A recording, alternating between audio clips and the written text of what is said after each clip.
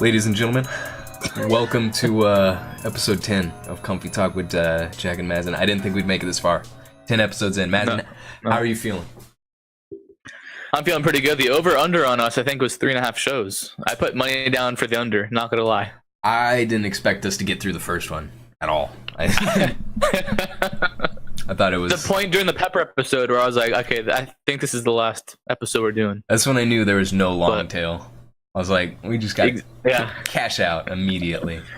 But we came back the next week, and I think it's going to go for another 10. Oh, yeah. The Lindy effect. You ever heard the Lindy effect, Jack? Yeah. Yeah? Okay. Well, for those of you who don't know, if something survives, the longer it's expected to survive. So it doesn't count for, like, people or animals, but, like, ideas, companies, stuff like that. The longer something survives, the longer you can expect it to survive after that point. Of course. Yeah. Yeah. After you get over that first bump, dude, it's... Yeah. I mean, that's pretty cool. How are you feeling? I'm a little shaky. I'm a little nervous. You feel shaky on the pre-workout? A little bit of pre-workout. I'm jittery because I'm going to be looking at a car, I believe, in next 1 or 2 days. Potentially buy it. I'm nervous because that's money. Money's... Which car? I mean, we'll talk about it later on when we get into some Twitter questions, but it is a 1988 Toyota MR2 stock factory supercharged engine. All right, okay, I'm not a car guy, so you gotta explain this to me. 1988. Yeah, so almost 30 years old now. Is it? Yeah. Or do you want to wait until the questions? We'll wait. We'll wait till the questions. Okay. I have lots of questions. Oh yeah, I have a lot of doubts. I mean, either I'm gonna die an early death or I'm going to save a few $1,000s. Yeah, it's a win-win. Yeah. Actually, no, that was stupid. That was very millennial of me. Nah, it's... I don't like it. Every so often, you got to get one in there, dude. Yeah, I went in there. I'm doing good. I'm doing well, I should say. Yeah, no, you're doing good as well. On this podcast, we are doing good. Everything we can to promote goodness. Well-being, yeah. Exactly. Because our sponsor down below, Coinbase, correct? Yeah, you lined up the finger too. Yeah. Coinbase. Into this crypto game recently, and I was like, I'm tired of being a no coiner, missing out. Yeah. Tired of the FOMO, And I was like, I got some cash. Yeah. I was like, I'm loaded. Like, I am loaded. Yeah. Not to brag or anything. So I was like, hey, let's play a little bit, okay? Let's buy some Bitcoin. Okay. Download the little appy Coinbase. Okay. And down below. Noticed, Bitcoin. I was like, 17,000. That's steep. 17, like, come on, that's kind of steep. I don't know what I'm doing. I'm not gonna buy Bitcoin. Ooh. But then I was like, there's other coins. Let me check out some other coins. Litecoin, Ethereum. Because at that point, Ethereum was at 450, and Litecoin was at like 150. Yeah. Worth mentioning, Ethereum hasn't really fluctuated too much in the past few months either. So 450 was with the way we've seen things go now. 450 is not a bad buy-in. No, not at all. Because I bought it on Sunday, I guess, right? So it went from 450 to now it's at 700. Yeah. So I'm feeling it. And Litecoin, I bought another $100 of Litecoin. At 250, I ended up buying that because I had some trouble with the bank. I was trying to buy Litecoin when it was 150 or like 170, whatever it was, and then I bought Ethereum first, and I was gonna go buy Litecoin after. Yeah. And the app was like, "Oh, you reached your limit," and I was like, "Oh, damn, I didn't know there's a limit." Yeah, dude, the banks. So the next day, the banks don't want you to ball. Yeah, the banks want you to use their systems, and you know they want to use their accounts. Money. No, 2017. Yeah, fiat. We don't mess with fiat around here. Okay? Money. Yeah. And so I had to call the bank the day after. You know, I got my my limit increased. Rough them up a little bit. Yeah, I roughed them up a little bit. I was like, I'm going to Bank of America, and they're like, no. Oh yeah. And I bought some Litecoin, but it already jumped up to 250, so I missed out on like those $100 gains, gains. But the next day it went to 350. So, you know, not too mad.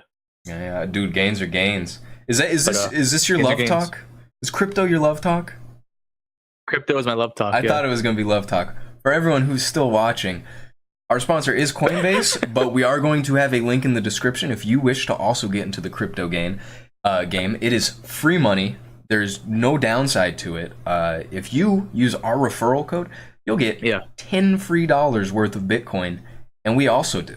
So, you know, spread the love. It's free money. It's literally printing money. Now, remember, this isn't a get-rich scheme. This is a currency, okay? It's not a stock, all right? You're not buying into the concept of any. You're buying into the concept of it. You're not buying into, you know, like, oh man, I hope Bitcoin's doing well. No, you're just changing your money into a different kind of money, okay? You have to have faith in it, all right? Don't think you're just gonna make a quick buck. Yeah. No, you gotta be in it for the long run. Yeah. I also have some stakes in Bitcoin and Litecoin. I'm almost at 300% on my original investment. On what? On overall, Litecoin or just in general? Overall, yeah. Which is pretty massive, and I mean, I can only hope that it continues to grow. If I want over what, a couple months, right? That's it. September 1st, I bought in at Bitcoin's all-time high at the time, and Litecoin's all-time high at the time. So maybe it's never late to buy in. I do have lots of hope for Bitcoin. Ethereum and Litecoin, you know, if you might just want to play them and, you know, cash out and get some capital gains in there. Bitcoin, I believe, since it is the largest of the three, it is the largest cryptocurrency. I believe it probably has highest percent of being a genuine currency down the line. And I still think there's two routes I can really see. Is that normal people, they're hearing about Bitcoin now, but they still don't understand it. Nerds and stuff, they know about Bitcoin, they still don't own it, and they still don't really use it. The people who use Bitcoin and stuff are like, it's universal. It's all around the world, really. It's not like I've never bought anything with Bitcoin. A lot of places will accept Bitcoin. It's, you know, it's a genuine currency. It's just there still might be room to get in. Yeah. There's the potential for it to be very, very large. The main downside, I think, is that since it's in fractions, it can be tricky. So if the general populace continues to get dumber, then it's not going to be as, you know, clean and nifty as, you know, $9.99. $5, because then you got to start doing fractions of Bitcoin, which honestly is probably a huge factor in. I mean, I don't know, dude. After Jeff Bezos becomes president, we'll see. I feel like if you're using Bitcoin, that doesn't bother you. Yeah, just remember, it's a currency. All right. Yeah. The thing is, like, for wanting to buy Ethereum and Litecoin, is that sponsor down below. Things on there. Oh, you're getting a little choppy. What'd you say? Too. Good. No, what'd you say? You hear me now? Yeah, I mean, I can hear you, but you got to say what you said again. Okay. They only have 3 coins on there. Yeah. Can you hear me? Yes. They only have 3 coins on there, and it's the most popular app. Like me, that go to buy Bitcoin and they see the price and they're just like, on it. But they're like, oh, let me take a chance on these other 2 coins, which is basically what I did. Yeah. Expecting other people to start doing that now that it's becoming more popular. Yeah. Well, so you never know. The main thing is if people just kind of buy in and try to hoard them for just for value, it will Bitcoin, Ethereum, Litecoin should probably all drop as a result of that. If people actually use it, we'll actually start to really see some gains. One can only hope. Yeah. But these, I'm enjoying these like 70% gains in a 3-day period. It's pretty good. Yeah, you won't get that off of index fund, Roth IRA, normal stocks, none of it. Yeah. So make sure you use our referral code in the description, and we can make bank together. Me and Mazin enjoyed a great day out on the yacht. We drank some $12 sangria shots, everything. It was great. It was magical, and I couldn't have had that experience without Coinbase, our sponsor, down below. Go, Bill. And as always, buy high, sell low. Don't worry about buying at the all-time high. You're good. Dude, you gotta have... It's gonna be a million times bigger in a couple of days. Exactly. You gotta be patient. I'm calling it now. Bitcoin, 2 million a coin by January 3rd of 2019. Oh. Yeah. I don't know if I can wait for that, bro. 30K by January. Think so? No. Some people think that. No. Next year. 30K, I think we'll see. I believe. Okay.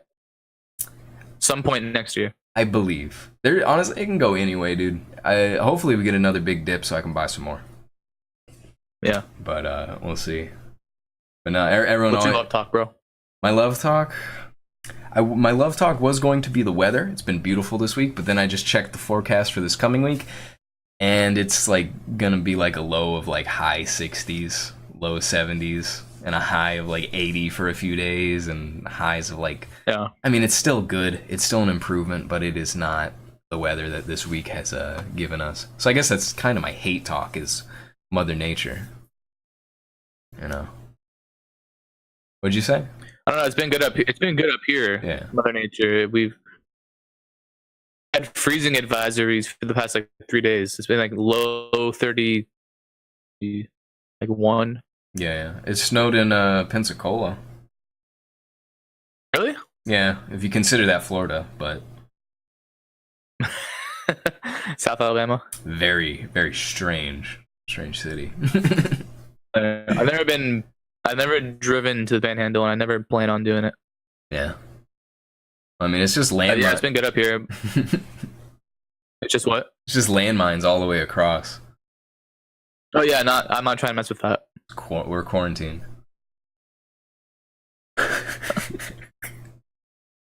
Wait, so what's your actual love talk? You have it or no? My love talk was going to be the weather, but I mean, I had to backtrack on it. Other than that, I mean, if you just want me to talk about some positive stuff, crypto's been treating me very well as well, because I bought in at a much lower price than they are at the moment with this little surge, which it comes and goes, but it's nice to see some real serious gains. Love talk, this car that I'm checking out that I'll talk about later, potentially could be the biggest love talk. I mean, it's beautiful, vintage. It's gonna be a classic, triple in value in the next 10 years. And I don't think I have a hate talk really. I like bumped my elbow today, and that kind of hurt really bad. Other than that, what else? I don't know, seeing negativity on Twitter. I don't like that. That's my hate talk. I don't like it. I don't like Twitter in general. Yeah, no, Twitter, I thought it was going to be pretty cool. It's actually not very cool. It's starting to feel like Facebook, brother. Outside of like 10 accounts I like, it's just like, Yeah, I mean, Instagram. Lots of garbage. I've left Instagram almost like entirely behind. It feels like Facebook. Yeah. It's constant just thoughts being thoughts, and then I'll go to like my Explore tab and it's filled with thoughts, Toyota Supras, and dead ass, which I don't mind looking at those, but like every time, I've never had a positive experience going to the Explore tab on Instagram. That'll be my hate talk. Instagram, the Explore tab, you go through all those posts, I've never left feeling like I've learned anything. felt better about anything. Nothing. Yeah. It is a pure time sink. You gain nothing. It is a trap. It is it is a punji pit. All right, you just step. Oh no, the leaves. Oh no, you're on the spikes. You're done. Okay. Because like it's just people. Everything on the Explore tab is just people flexing, thoughts getting gassed up, or you know, a million hashtags. God forbid it's a fitness, and you can tell the guy's roided out of his mind. Which, you know, I mean, it's cool if you want to roid, but don't try and pretend you're natural and you're promoting your supplements. That's like $40 for 30 servings of pre-workout. Yeah. Like, oh my lord, like I don't know. It feels like you shouldn't be allowed to sell stuff if you take your steroids. You're good. You shouldn't be allowed to sell natural supplements if you got that big from not that. I mean, you should be able to, but you should be executed by the religious police. Yeah. That's what I meant. Yeah, but Instagram serves only as a platform for flexing. I don't like that. At least Twitter, you can get discussion, some jokes, but like. I don't like it because it turned into Facebook. It's just like, this is what I'm doing. And it's like, just upload pictures. I like pictures of nature and stuff, but I don't like accounts that just post good pictures of nature and stuff. You know? I don't know. It's dying. Short Instagram stock. Yeah, I'm shorting. I don't think they're publicly traded. I think it'd just be Facebook. Yeah. So. Yeah, that's my hate talk, I guess. Which I know your hate talk, Mazen. Go ahead and go off. We'll see if your connection quality is good and you don't cut out. Oh, I just want to talk trash about the Marlins real quick. I'm sorry, guys. They're garbage. I'm gonna make this really short and succinct because I think I've gone over this before. Okay, so like the first two trades they made this offseason with Stanton and Gordon were understandable why they had to do it. I blame the old owners for putting us in that situation, and I blame the commissioner of baseball for allowing Derek Jeter to buy the team when he doesn't have any money, and Sherman, the other guy, the other owner. But yeah, whatever. Done. They had to trade those guys to save some money. I understand. The trade today, guy does not make any money. He makes $10 million a year, right? Which is not like huge amount in baseball. Yeah. They should have traded him because he's at his all-time high, right? And they're not going to re-sign him in 2 years. So we're rebuilding. Oh, okay. The biggest or second biggest?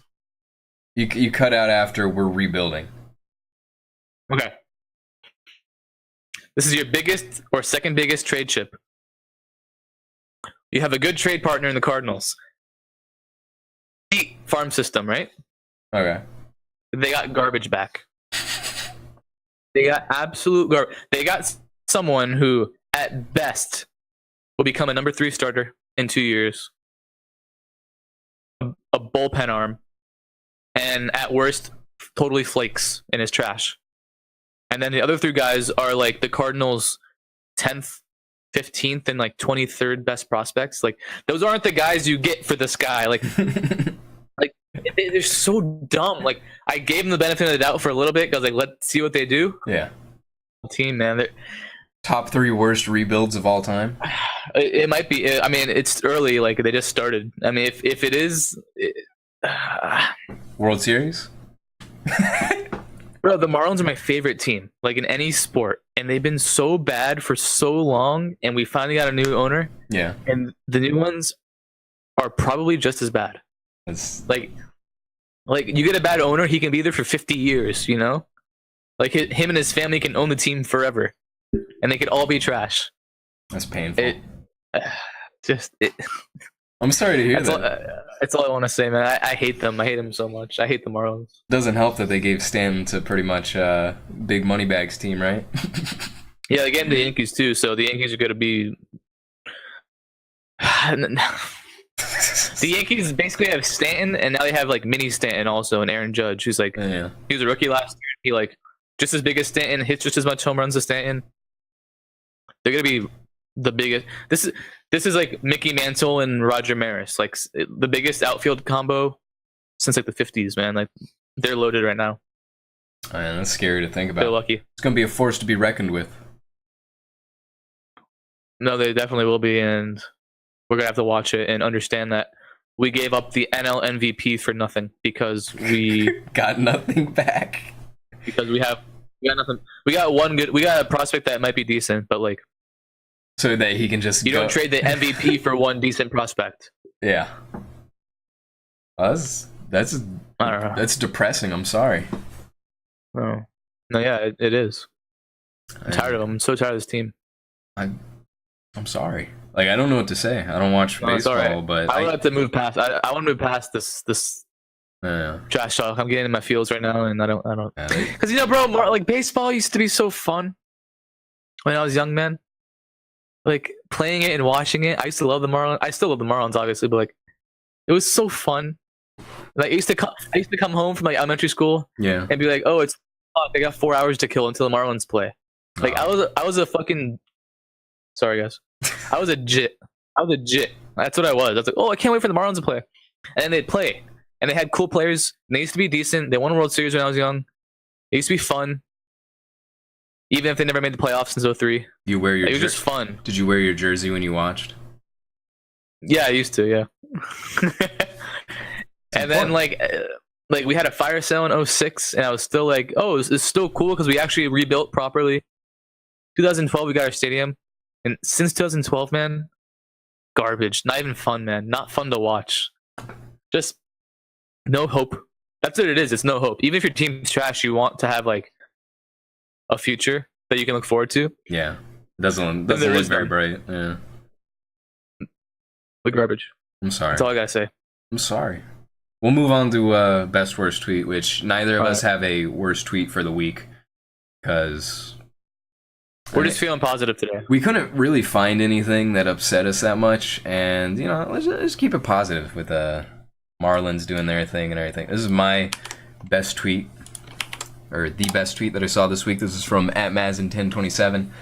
Hello Sharks, I'm the founder of Amazing Vegan Cupcakes, and I'm looking for $100,000 in exchange for 1% of my eCoin portfolio. So this is funny because I just love the entire meme of people buying into cryptocurrencies and then constantly talking about it and flexing on social media. It's just like, oh man, Vertcoin's going up, bro. To the moon, bro. To the moon, bro. Oh, dude, the blockchain, dude, they're gonna like raise up the cap to like. No one wants to hear about it. If you're a no coiner, you're a terrible person. But if you're someone who flexes about having coins, you're also bad. All right. Yeah. You gotta strike a happy balance. But I like this just because.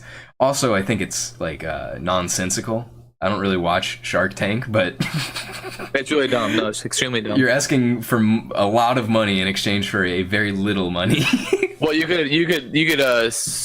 My portfolio is pretty good. I don't know if you've seen it. It's good, yes. But this takes place in the future when Bitcoin is $1 million per coin. So ooh, it's a good change. Good trade then. Yeah. See, I thought this. I didn't think this was my best tweet of the week. I thought my best one was the cardiovascular one, but I also like that one, but I didn't want to talk too much about running, and because that one was funny. That one was funnier, but I liked this one more.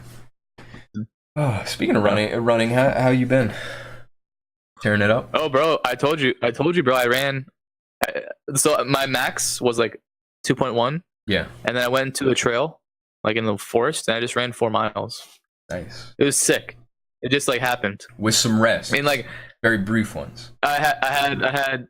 Okay, so the first rest was not on me. We had to stop because we took the wrong turn on our trail, and then we got into this place in the woods where it was just like flooded, and we were just like, where the hell? We couldn't even go back. We didn't know where to leave. You in Terabithia, bro? Yeah, I don't know. What? It took us like 30 seconds to get back on track. Okay. And then I took another break like 3 miles in, just like like a minute. Yeah. And I think the only reason I had to take a break was because there's a lot of inclining and up and it's hilly. It was a hilly path. Yeah. No, that's good. So yeah, but I felt good after that. We're gonna have to get you a good pair of trail shoes then. No, I need some running shoes, bro. These shoes are killing my feet. No, I mean it. We're gonna get you some road shoes. We're gonna get you some trail shoes, and we're gonna get you some road shoes for competition. Some light ones. Competition. Some light ones, like. Well, why wouldn't you just use those all the time? Well, the idea is if you use a light shoe, typically anything under like 8 ounces is a competition shoe. whether it's for road or trail, and that's because it sacrifices weight for speed. Whereas if you get something heavier, typically there's more cushion, more padding, and they're typically for longer distances. You don't use a light shoe for a marathon unless you're a professional, but you can use them for 5Ks, 10Ks, and probably half marathons for good. It's the difference between a trainer and like a racer. Yeah, you don't want to have the thin shoes when you're training all the time and destroy your feet, I guess. Yeah. Yeah, exactly. That makes sense. It's like split into two categories of daily running and competition. For daily running, you want to use your trainers. That being said, my Flyknit 2.0s or whatever, they're competition shoes, but I love them for, just daily running because I'm not going incredibly far. So yeah, they do. I'll probably stick with the everyday shoes first, and then of course, yeah. I mean, probably the best daily shoes that can take a heavy beating but good cushion. A lot of Asics. You get those Japanese import shoes. Mizuno, Saucony's all right.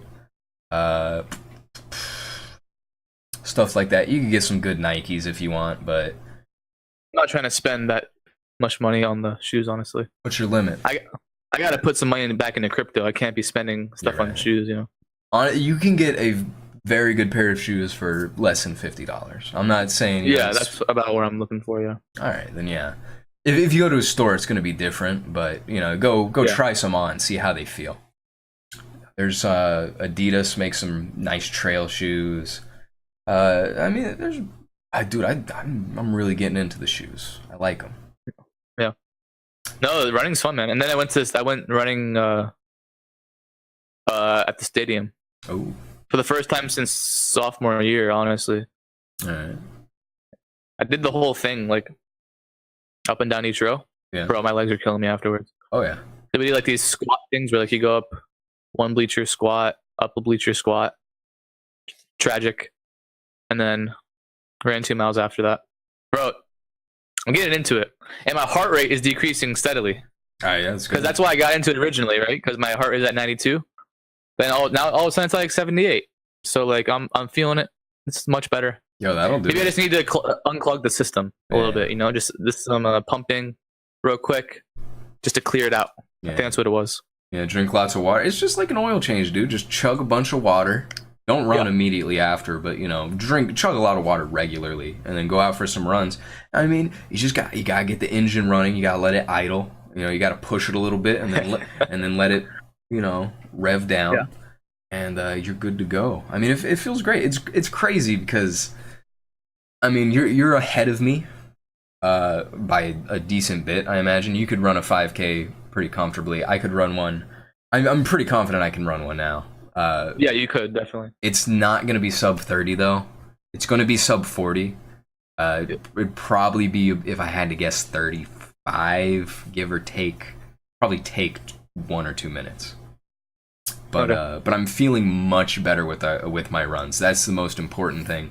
Even though I had my first time running 25 minutes straight was an absolute breakout. I hit like 5.9 or something miles per hour, and I had never ran that long before, and it was magical. And then the 2 after that were so miserable. I had to stop at times, which felt terrible. I was eating too soon before and drinking too much, and I was wearing my hydration pack, which I've realized I've figured out how to keep my hydration, like optimize it beforehand so that I don't get super thirsty, and so I can really pace myself out better. And then after those 2 bad runs, I had a really good one where I felt good the entire time. Probably top 3 runs of all time. But I was slow. I was like 5.3 miles per hour, which is like, that's not the heavy jog I'm used to. That's on the lighter side. And I felt bad, 10-minute miles, 11-minute miles. It's like, I want to get it under 10. And I've been running some like 9 ones, but my past 2, I've just tried to lower my weight. I've used my shorts instead of my tights because I want to enjoy that nice, cool Florida weather. I think the weather plays a huge role in getting a nice run. Yeah, of course. Yeah, when I had the 4 mile one, it was like 45 out. It was so nice. Oh, that's nice. I mean, it just feels good. It's relaxing. Oh, and another huge thing. Mentality. I changed up my the music I listen to. Made a new playlist with a bunch of songs, some of which were on my existing playlist. But I changed them because my existing playlist was just songs I liked, but they weren't good songs to run to. So I made a playlist of like half Kanye and half like Eurobeat. Whenever I go to the gym now, whenever I just to lift, I haven't done it while I'm running. Yeah, I just listen to light classical now. That's your thing. Because it puts me into like the calm. Yeah. But like in between your sets, you're calm, getting ready, you're calm, and there's something cool about just like pushing heavy weight while you listen to this Schumann, and it just like little light piano music. You're just like pushing weight, and you're just grunting. Yeah. And that's in the background. I don't know. There's something cool about it. See, I'm kind of on the other side of the spectrum because I like repetitive driving rhythms. Because my playlist of songs I just liked and enjoyed a lot of them weren't they weren't repetitive because I don't really like repetitive music too much if I'm doing intense listening. But in the background of a run, I found that they work really well, steady drum beats and this and that, not many pauses, not many interludes, and nothing too soft. I liked soft stuff when I was doing circuit training and there were rests, all right? But I've kind of passed that. Everyone else I've been seeing doing like a Couch to 5K program, I'm ahead of them in pace, so I feel good. Really? Yeah. Like a lot of people, they finish the program, they go run a 5K, and they get like a 44-minute time. I'm like, oh wow. I mean, that's good coming from nothing, but like, I could whoop you.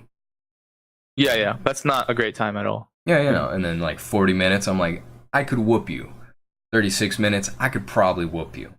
Because I think my best run so far was 2.8 something miles. So 0.3 miles off of a 5K, and that was in 28 minutes. Oh yeah, then definitely. Yeah, so do the math, and that's a sub 35, which I'd be happy with. And that being said, I don't know how I would perform on an actual 5K like track path, Yeah, and there's also like the environment, Yeah, you're in a different environment, and like you're like, okay, this is the 5K. Like maybe I get up my pace a little bit. Yeah, you can really push it. That's what I've been doing on my recent runs is I'm like, I'm still feeling good 25 minutes in. I'm going to like really step up the pace these last 3-4 minutes. Yeah. Push myself just a little bit farther. I'm starting to feel like the program's going a little too easy on me. But the thing about running is that like I want to do it every day. I don't think my body can handle it. I went for a walk today because I was just like my feet and my knees are killing me, but that's partially because of my shoes and partially because of the 4 mile run. Not anymore, but they were afterwards. You gotta rest and you gotta get some good shoes, dude. Anyways, running tangent. Your best tweet of the week. This is from Bob Meanery. He said, "Video of the year by far, OMG." I will go ahead and play this for our loyal viewers. Next speaker. What up, council? My name is Chad Kroger. I'm an activist and house party enthusiast. Over the past week, I've been in a state of deep despair upon hearing the news that LA is trying to outlaw house parties in the Hollywood Hills. I am here determined to stop this future atrocity. My first introduction to manhood came when the captain of my water polo team, Boomer Kingsley, asked me to shotgun a tall can of Bud Light in front of the whole squad at his end of the season bash. His parents were in Tahoe at the time, so we tore that weekend up. It was epic, and I was super stoked. My newfound confidence gave me the courage to ask out the most popular girl in school, Lauren Stockholder, to prom that year. She rejected me, and I had to go with Stacey McMillan, but I didn't care because I was so amped on chugging with my boys. That's what house parties do. Raging at house parties is the truest way to party. Next. Thank you. Next. Oh man. Everything about that's great. Chad Kroger, Boomer, Covington, or whatever. Dude, that's great. I love that one. Atrocity. Chugging brews with my bros. The way it's written is actually just hilarious. There's a second one too. We're not gonna show it, but yeah. And then this councilman goes he calls him Bill and Ted basically. Yeah. The councilman gets on it too. Yeah. Man, it's I like this. This is a very positive tweet. I'm not much for partying, but I definitely it's just a young guy getting his voice out there. Yeah. Which means a lot to me. At least he's self-aware that it's the surfer stereotype. It's funny. Oh yeah, I mean it's actually just hilarious. Everything about this, I like it a lot. I'm glad that you gotta let the public in. Oh yeah, of course. We live in a democracy, okay? Mm-hmm. California, more than any other state, is more like a direct democracy too. They have a lot of like referendums. They have like everything on the ballot. Yeah, and you vote on it. That's crazy. That's why California was number 1 on our state ranking last podcast. No, I'm anti-choice, so democracy doesn't work with that. All right, you want to do current events and news? Yeah, let's do it. Do it. This is Bro, we need like some graphics or like some like we need to say, yo, you ready for current events? And I go, let's do it. And then it's just like, current events. I could do it. It's just editing. Well, it's not editing if I set something up to play in OBS, but I don't really want to do that. Maybe further down the line. Sure. Yeah, cool. No, we'll see. We'll see. Episode 30. Yeah. All right. This is from BBC World News Asia. Japanese firm to use drone to force overtime staff to go home. A Japanese firm is planning on using a drone to force employees out of their offices by playing music at them if they stay to work evening overtime. The drone will fly through offices after hours playing Old Lang Syne. I can't say it. I think I've heard that piece before, which is commonly used to announce that stores are closing. Japan has for years been trying to curb excessive overtime and the health issues and even deaths that it causes. Experts were unimpressed, one branding it a silly idea. According to Japanese media, Office Security and Cleaning from Taisei will develop the device with drone maker Blue Innovation and telecommunications company NTT East. The camera-equipped drone will take flights through the office space playing the famous Scottish tune. You can't really work when you think it's coming over any time now and hear the song along with the buzz. Norihiro Kato, a director at Taisei, told news agency AFP. And then someone said, "Will this help?" The short answer is no. Saijiro Takashita, professor of management and information at the University of Shizuoka, told the BBC, "It's a pretty silly thing, and companies are doing this just because they have to be seen to be doing something on the problem." So that's crazy, man. That like they just the culture they won't stop working. Yeah, the culture, the work ethic, everything. It's a little unhealthy. Part of it's very admirable, but like obviously, you gotta tone it down. Yeah, I feel like if a drone was going to come to tell me to go home, I would feel like I would leave before it came. I don't know. Yeah. Maybe it could work. I feel like it might work. Man. Especially if it embarrasses you somehow. Like, hey, look at this guy. He's still working. Yeah. It should like call you out. That's what it should do. I don't know. Part of me is actually really fascinated with the salary man culture, which is you work a nice 13-hour, 14-hour day, and then before you go home, you just get drunk on the street and you gamble away some of your earnings on pachinko. Yeah. That sounds fun. It kind of sounds miserable after the first week.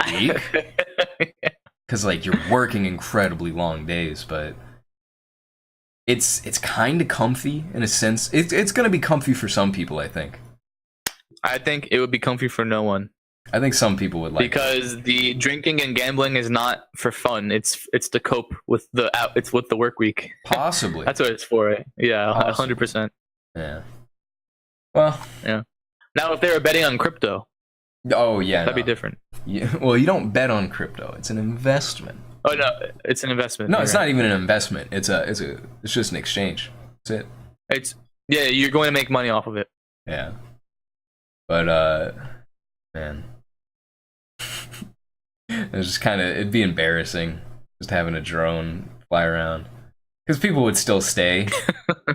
And so now you're just... Yeah, 100%. So it's just a constant reminder that, like, realistically, I should not be here. Yeah, and it just keeps playing and playing. Yeah, it's unethical. But whatever. Anyway, next article. This is from The Atlantic. California is running out of inmates to fight its fires. And then... Yeah, I saw this, actually, yeah. I mean, it's not bad. For $1 an hour and credit towards early parole, more than 1,700 convicted felons fought on the front lines of the destructive wildfires that raged across Northern California this October. If you had gotten convicted for your felony, dude, you could be doing this right now. Be helping people. Yeah, and I would enjoy it. Like, it would be my way of paying back to society for what I did. Yeah. My hate crime. Exactly. Man, I don't even want to read the article. You see those videos of the fires? Oh yeah, no, they look real big. It's crazy, man. Yeah, my sister's out there. She's like, yeah, it's smoky. So I read that 100 years ago, when California was becoming more populated, yeah, people got convinced to plant these certain type of trees from Australia. Because they're popular in Australia and they made a lot of money, right? So they're like, okay, cool, let's farm some and let's try to make some money. They just turn into kindling? But turns out it took 100 years for the plants to grow. Oh no. For the trees to grow. So everyone lost their investment. And they didn't know how long it took beforehand. So, yeah, but now all those trees are, fully grown and they're just pure fire starters. Just 100% fire starters. They have like gasoline circulating through all their leaves. It's in there. It's just like faulty wiring around, and someone's smoking next to it. Every single tree. Dude, it's a recipe for disaster over there. Build a city, an affront to God, middle of the desert. You try to build a bunch of, got a bunch of trees, and then got a bunch of little losers smoking, and then the next thing you know, there goes like 3,000 acres. Yeah, I mean, that's what they get. Yeah. I mean, not to sound harsh, but they deserve this. Oh yeah. Yeah, I mean, they've deserved it for a long time. It's just finally getting righteous justice, right? Of course, yeah, divine justice. Exactly. I don't know. I like that they're using inmates now. I think everyone should help. They had inmates doing like the hurricane cleanup over here too. Yeah, it says they've been doing it since World War II. Yeah, it's a popular thing. It's been a while. I don't know. I think that's good. I think we should have more games and systems and doctors to help rehabilitate some felons. Yeah. I mean, because the idea behind prison should be to rehabilitate, right? But, I mean, we all know it's impossible to rehabilitate everyone. Yeah. So I think stuff like this is rehabilitation is only part of the reason for prisons. Yeah. I think, I mean, there's obviously protection for everyone else. Yeah, of course, but like that, I mean, that's kind of a given. Sure, yeah. The ultimate goal should be to, make it so these people don't need to be separated. It should be. It's obviously not. Here's my thing, bro.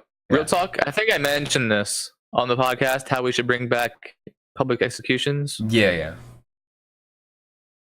And firing squads. Yeah, you cut out, but you're just saying. Yeah, I was saying the public executions. And it should be hangings and firing squads. We're pro firing squad. Sanitizing. Yeah, or lethal injection. And everyone should watch because we gave the government the ability to put people to death, right? Yeah. So we shouldn't hide behind it. We shouldn't act like it doesn't exist, right? Yeah. We should also, to limit the amount of people in jail, we need to bring back what's it called? Corporeal punishment. You know what I'm talking about? Yeah. You put someone in those things where you put your arms in there for the night, right? Like shoplifter, you put him in jail. Why? What does that do? No. You beat him. You give him 2 flogs. No, I'm being dead ass. Give him 2 flogs. Because I know Someone that shoplifts, right? They say, "Oh, I'm gonna shoplift." What's the disadvantage of shoplifting? I can go to jail. How long will I go to jail? Oh, not really. I can get off on bond. It'll probably just be a fine if I ever get anything. Whatever. Assuming it's petty. Or, oh, I'm gonna shoplift. They're gonna hit me twice with the paddle. Everyone knows what a hit means, right? It's in your brain. What does a hit mean? Like, you understand what that means. Yeah, but that's nothing. But, like, I might get arrested. You should be executed for shoplifting. Well, yeah, that's not the point, though. But yeah, you're right. But I was like, 2 hits is nothing. That is like, you can make a profit doing that. Yeah, for very few things, I think should be jail time. It should be a tangible punishment. Not like crazy, like, in the Middle East where they whip you like 70 times. It's a little too much. I don't know. It's kind of practical. Like, you steal, you get your hands cut off. So now you can't steal easily.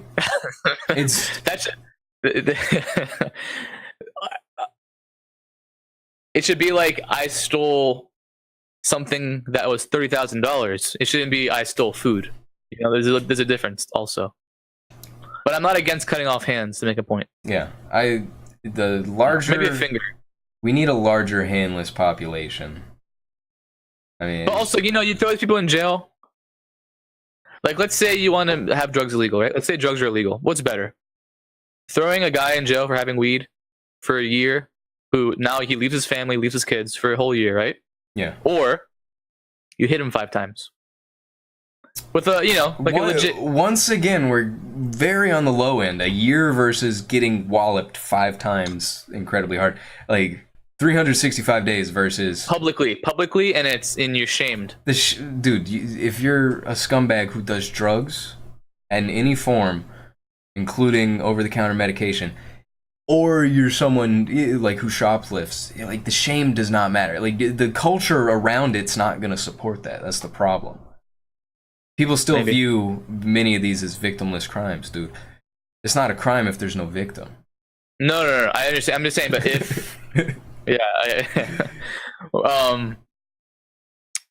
you gotta somehow scale it properly. Like, okay. Yeah, I just think you're way off with the scaling. If you want to reintroduce some flogging. Maybe. But like if it was like, if you get caught smoking, you're gonna be put in what are those called where you put your hands and your head in it? The rack or what? The rack, is that what it's called? The rack? Or the like the stable things? I don't remember. Yeah, I don't know. Those things. Like, if you're there all night, 12 hours, uncomfortable. I feel like you'd think twice about it. Maybe, perhaps. Maybe, but versus like a year of jail time, like, that's nothing. You don't need to be in... It's not... Yeah, but the year of jail time is too much. It's just too much. I don't know. Yeah, no, It's like...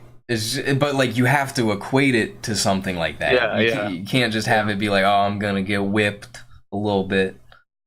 Yeah. It's got to be something, like, to deter you. Like, that's ideally...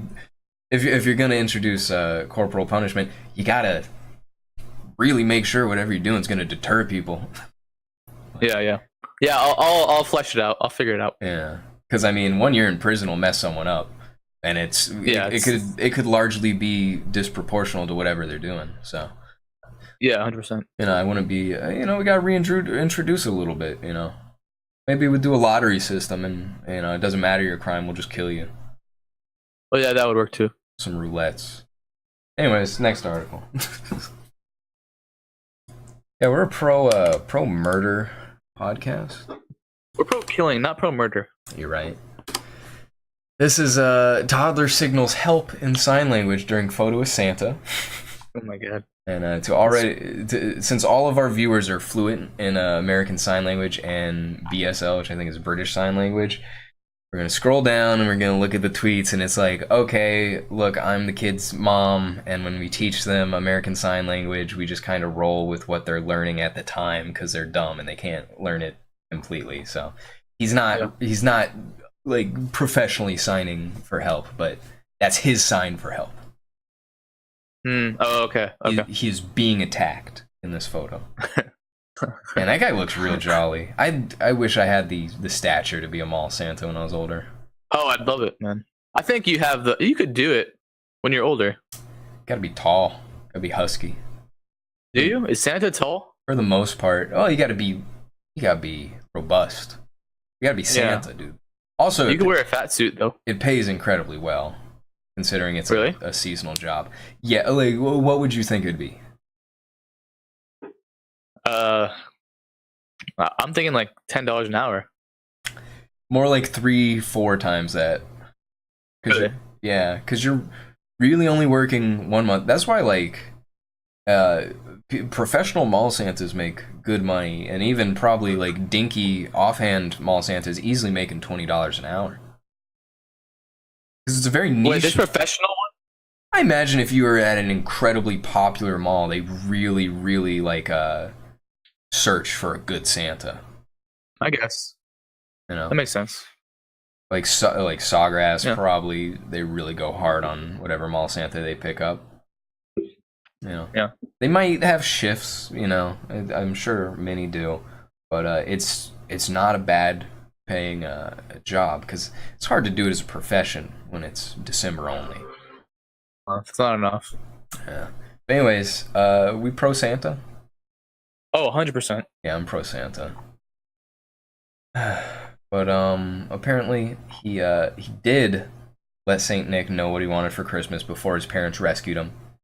So the wish did get in time. So hopefully that shall be fulfilled. And I want to take pictures with Santa. Yeah, I kind of miss it. You want to take pictures with Santa? I feel like I think I only did it once, honestly. I probably did it. Santa thing. I probably did it a few times, but I kind of want to get one now. Yeah, it'd be kind of cool, right? You want to post up with Santa? Are we? Huh? Would they let us? I believe anyone can take pictures with Santa. Yeah. Okay. Yeah. But it's mainly a child thing. So. Yeah, of course. You don't have to stand on his lap or anything. I don't know. We should look into that. We should sit on his lap though. I'm fine with it. I don't know if he's gonna want to do it. I respect Santa's his body and his personal space. But if he'll allow me, I will sit on his lap, hip. I'll sit next to him, big chair, you know. Yeah. But I mean, we'll see. All right, that's all I have for current events and news. This week was largely just lots of politics nonstop, so there's nothing funny. Yeah, we are a anti-politics show. How is no politics December going? Destroy Dick December? It's going great. Not comfy, bro. Not comfy. No politics December. How's it going? Pretty good. I hate politics. Terrible. I just brought up the Destroy Dick December graphic. So everyone at home, it's a little late to join on, but if you want, today's the 13th. So today you have to do 13 nuts, and then tomorrow you will be doing 14, 15, 16 onwards until Christmas, and then you get 25 merry nuts, and then you finish up the month with 31 nuts on the 31st. 496 nuts in total, and if you're weak, it's easier to spread it out, so you do 16 on each day from the first. So, I mean, you got a lot of catch up if you really expect to hit the 500 nut total, pretty much. A bit, yeah. But I'm on pace right now to finish, so looking forward to it. You always got to keep your goals and try to, if you make a goal, you got to finish it. So yeah, kudos. But yeah, no politics December's been all right. I haven't. I feel like people have mellowed down a little bit because of the holidays. Hopefully it stays like that. I don't know. Politics benefit no one, and discussion is pointless. Only dinners at a large, long dining table count. That's all that matters, honestly. That's it. Camaraderie. Yeah. Anyways, we can get into Twitter questions. Shoot some from your boy. All right. Let's see what we got here. Woo. Let me see. Okay. What we got?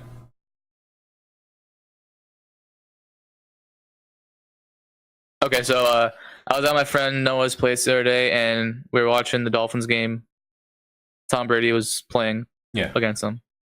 and Tom Brady's wife is Giselle, the Victoria's Secret model. Okay. And my friend was like, "Bro, she's a 4. She's a 4, 4.5, maybe 5." Okay. And I was like, probably not. I mean, probably not. So the question I got was, is Giselle a 4 by our friend Kelly? I don't like to rate women, but I don't. Without seeing a picture of this woman, it's a woman asking the question. It's a woman asking the question, so you're allowed to do it. I know, but I'm saying normally it seems like I don't like rating systems on 0 to 10 to begin with.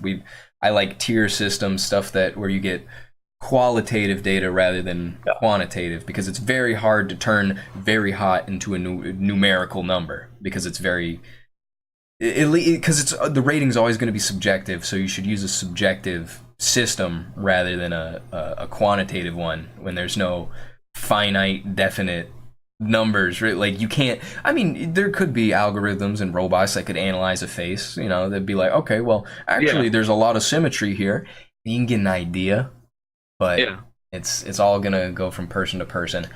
I do not know what this woman looks like, and before you send me a picture of her, preferably on Discord, I'm gonna say she's probably not a 4, by merit of her being a Victoria's Secret model and married to, I imagine, like probably the best paid football player, one of them. He's not. I mean, he could be if he wanted to, but he's not. He takes a pay cut. Oh, okay. Yeah, no, I'm gonna say she's not a 4. I'm gonna say, like, even to the most like.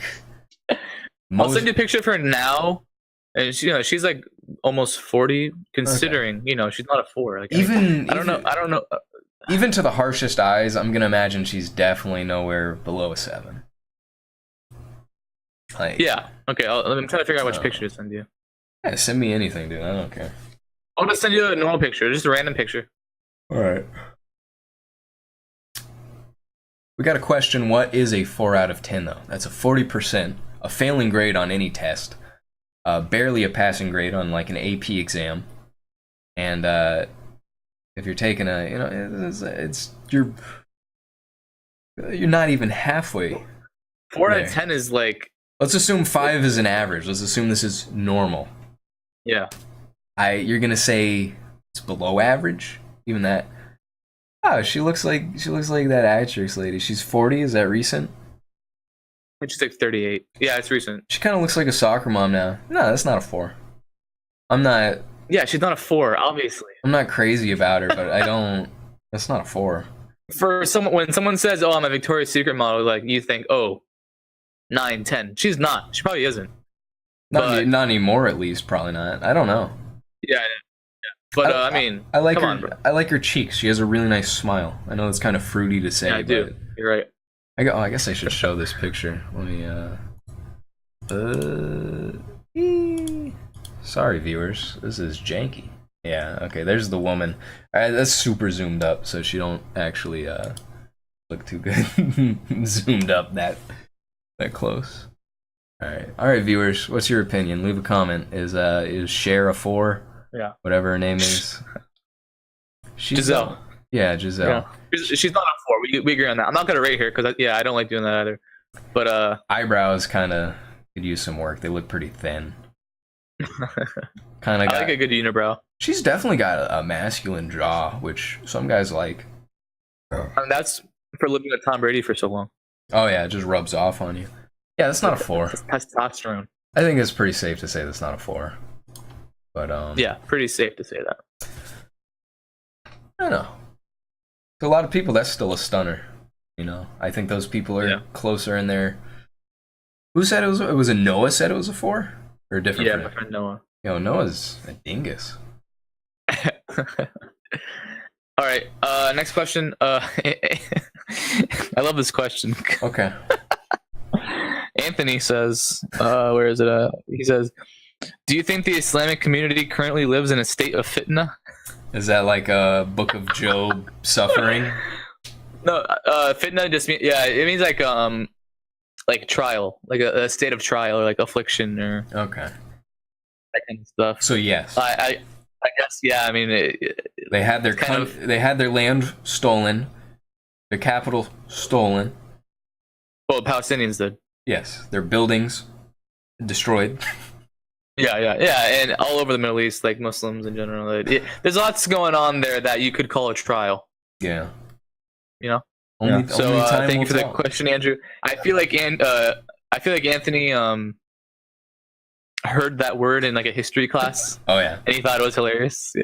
Yeah, we got to get Anthony back on at some point. He's great. Yeah, honestly, you should. Always a blast. Okay. Okay, I got a question from Max. Oh yeah. Questions from Max. Very strange one. Okay, you can combine two animals into a new creature. What would you make? What, like I just get to choose, or is there supposed to be a purpose behind this? Whatever you want. I didn't really think about this one. Do you have an answer? I'm trying to think of like an animal that I'm gonna mix an animal I like with a bird, so that animal can fly. Okay. Probably like a bear. A bear and a bird. A bear and an eagle. Really, just a bear that can fly, though. Imagine how apex that would be in the forest. Oh, dude! I mean, a flying bear. Well, you'd see it around the beaches too, like seagulls and stuff. Like it'd be diving into the water to get fishies. Yeah, I do a bear and an eagle. That'd be terrifying. I don't really like that. So, I mean, since there's no motive to this question, you could think like, oh, well, what's the best for the food industry? You can combine like a chicken and a cow somehow, and then you get a two for one on meat. Which, I mean, that's not my go-to answer. I don't want to endorse more large-scale slaughterhouses. Stuff that'd be cool. I mean, I could say like crocodile or alligator mixed with like an eagle, or some large bird and albatross. But like once again, that's just a pterodactyl, and that's scary. So that's no good. I'd like big cats, but I want to mix them with dogs, but only the part of dogs where we fully domesticated them. Yeah, right? the friendliness and honestly, I think I could combine that with any animal, and that'd be cool. Because think about how cool it would be if we could fully domesticate alligators, crocodiles, to where they're literally dogs, and they're not like pit bulls either. They're like dogs. They're gonna be friendly and not just randomly lash out and kill something. Not that pit bulls do that, but like they're beefy, dude. Pit bulls are strong. All right, I'm not dissing pit bulls or pit bull owners, but like you gotta understand, your dog's a beast. It could kill you. I don't care how domesticated your alligator is. I'm not going in your house. Yeah, there's not a chance. No, but like we're talking about it. It actually is fully domesticated. I don't care. I'm not going in there in case you never know. Dogs snap sometimes. Yeah, no. Sometimes dogs bite. I'm saying an actual 0% chance though, which is unrealistic. But I think that would be because here's the thing. Even if it was like the same rate as like dogs doing that kind of stuff, I wouldn't take it. Like it would have to be lower. Yeah, no. It would have to be lower than like dog lash out rate because like I'd love to own a big cat. That'd be so cool, dude. It'd be like a cat, but huge. It keeps you warm. Maybe we could domesticate foxes a bit more. My ideal. Imagine just having a nice ass golden panther in your house. Perfect. Be great. Also, and that like plays with you. Underrated animal. That'd be really cool to domesticate. Some people have, but like let's get going. All right, we got 100 years to burn. Amazon can speed it up with some Jeff Bezos blood serum, right?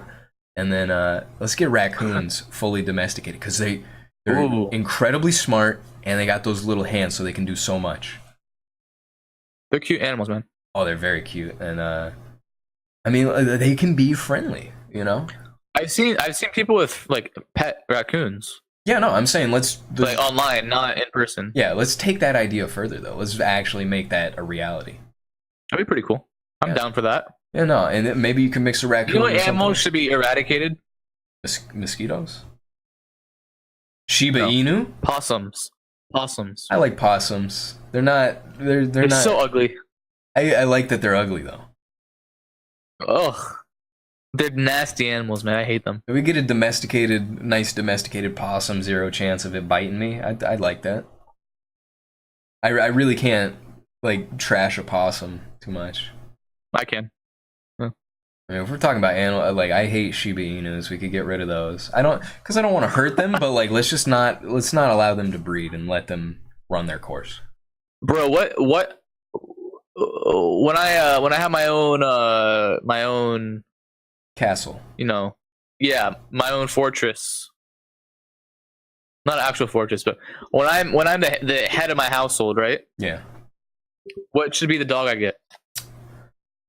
What are your goals, activities, and what do you want in a dog?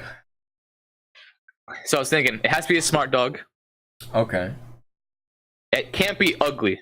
Doesn't have to be a beautiful dog. It just can't be ugly, right? Okay. It's got to be good with kids, obviously. All right. Right? Young kids. And that's it. That's all I think I'd care about. I mean, you're looking at also preferably not a shabby dog that like has hair everywhere. Yeah, you're looking at any sort of like lab or retriever, really.